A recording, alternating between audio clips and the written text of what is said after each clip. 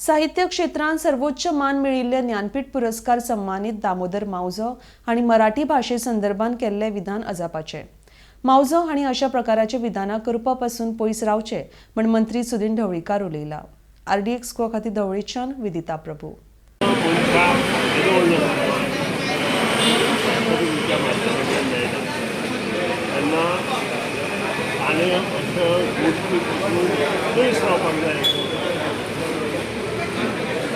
मराठी कोंकणी ह्या विशयाचेर उलोवचेपेक्षा कोंकणीक लिटरेचर करपा खातीर सरकारान आनी आमी ताजे बरोबर कितें काम करपाक जाय। मराठी खूब मोठी भाशा, तिका सरकाराच्या माध्यमांतल्यान व्यासपीठ प्रत्येक मनीस जो गोंयांत आसूं गोंया भायर आसूं लोक अजून मराठी मन पासून वापरतात आनी सुद्दां म्हाका दिसता मावजो सुद्दां मराठींतल्यानूच शिकला। कारण त्या वेळार सगळे कडेन आमचे जातले ते कोण शिकल्यात मराठी शाळा गोंयभर आनी त्या खातीर मराठीचेर उलयता खूब विचार करून उलोवपाक जाय पडले आनी ते विशय घेवन आमकां मुखार वचपाचें ना।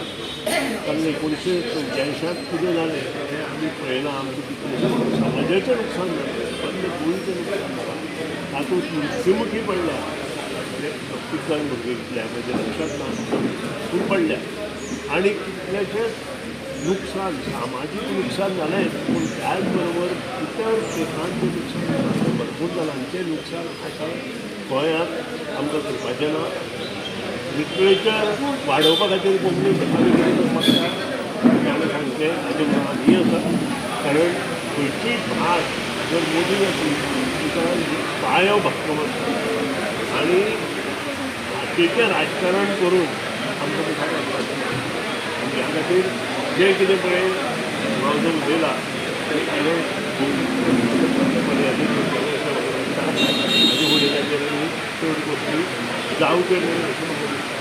कारण प्रत्येक मनशान गोंयच्या मनशान हें पळयिल्लें आनी लोकांक हे भाशेचे विशय मुखार घेवन वचपाचें आमकां जशी कोंकणी आमची जाय तशीच आमकां मराठी जाय आनी त्याच प्रमाणे आमकां हिंदी आनी संस्कृत